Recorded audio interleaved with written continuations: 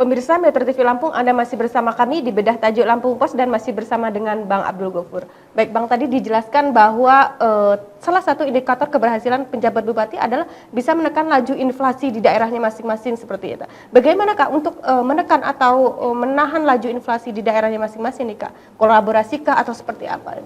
Iya, yang jelas kan menangani inflasi itu kompleks ya, tidak bisa berdiri sendiri ya. Misalnya kalau kita bicara soal ketersediaan pangan, bisa jadi kan kayak misalnya komoditas yang cukup berpengaruh dalam terhadap inflasi di Lampung itu misalnya cabai gitu ya kan. Artinya apa? Dia harus berkolaborasi dengan pemerintah daerah penyedia komoditas cabai supaya ya di daerahnya itu komoditas cabai itu tercukupi. Soalnya kalau tidak tercukupi akan mempengaruhi harga.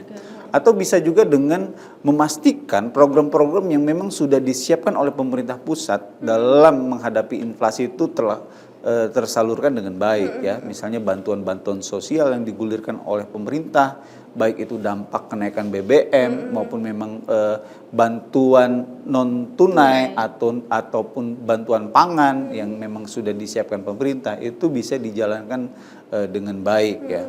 Apalagi seperti saya katakan tadi ya, sekitar bulan Juli, Agustus, September itu diprediksi akan menjadi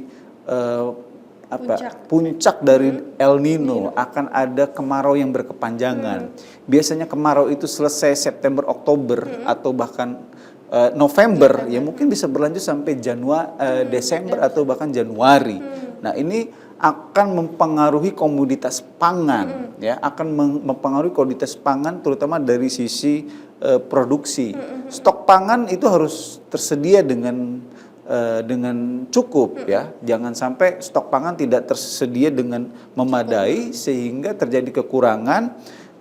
Di sisi lain kebutuhannya tinggi, demand-nya tinggi, supply-nya kurang. Ini akan dengan sendirinya kalau kita kembali lagi ke mekanisme pasar akan terjadi kenaikan harga-harga. Nah, inilah persoalan-persoalan ke depan yang akan dihadapi oleh penjabat kepala daerah, 3 kepala daerah ini.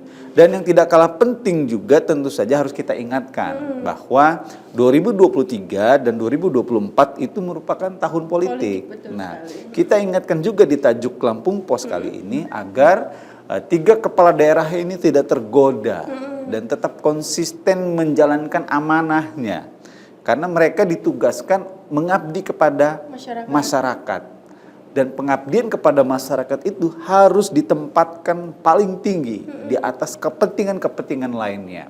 Mereka tidak boleh diintervensi ya, atau bukan diintervensi atau menguntungkan kelompok tertentu, golongan tertentu, apalagi yang bernuansa politik.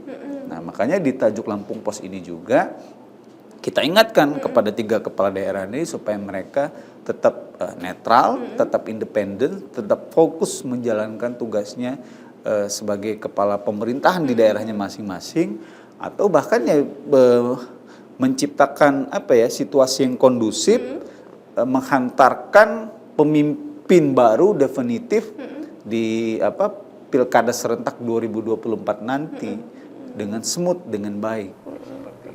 Kalau tadi dijelaskan bahwa begitu banyak tantangan yang dihadapi oleh para pejabat bupati di 3 kabupaten nih Kak. Mulai tadi inflasi, terus krisis pangan yang diprediksi bakal berkepanjangan, dan kemudian kita juga bakal menghadapi tahun politik. Artinya tugas berat itu menanti kepada 3 para pejabat bupati. Berarti mereka harus bekerja ekstra, lari gitu untuk mencapai target-target mungkin tujuan yang diharapkan oleh masyarakat ya Kak ya? Iya. Justru kalau saya pribadi ya melihat ini adalah kesempatan terbaik bagi mereka. Karena kan kalau untuk menjadi kepala daerah dalam kondisi normal itu kan harus melalui proses election ya, proses pemilihan.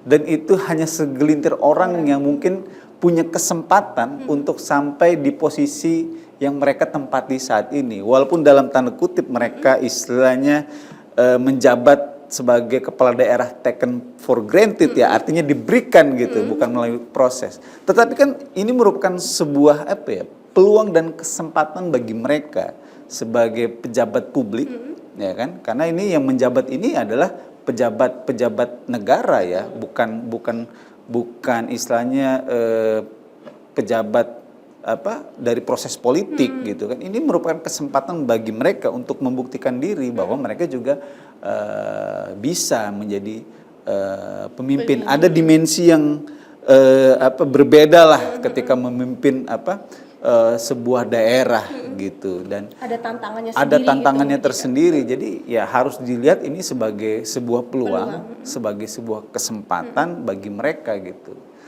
Ya kita tidak tahu ya ke depan seperti apa gitu kan, karena kan kadang-kadang juga ada ya yang karirnya itu dimulai dari sebagai pejabat publik ASN gitu kan, kemudian setelah paripurna, setelah pensiun dia beralih menjadi tokoh politik, walaupun kembali ke institusi pemerintahan. Ya, banyak kasus lah kita temukan di situ kan. Nah ya ada sisi positifnya buat 3 orang ini, dan kita lihat mereka juga masing-masing punya kapasitas ya, punya latar belakang gitu, dan yang kita harapkan adalah kapasitas dan latar belakang yang mereka miliki itu benar-benar bisa bermanfaat bagi masyarakat di daerahnya masing-masing. Betul. Nah ini kan dengan keberhasilan, indikator keberhasilan kepada para 3 pejabat ini juga mungkin tidak lepas dari peran dari masyarakat daerahnya masing-masing ya Kak, untuk menjalankan atau menjadikan programnya tepat sasaran atau tercapai, atau seperti apa? Iya benar dong. Jadi memang tugas mereka ini singkat ya. Jadi walaupun singkat, tapi kalau bisa ya memperoleh hasil yang maksimal. Supaya memperoleh hasil yang maksimal memang diperlukan dorongan, pengawasan, masukan dari masyarakat.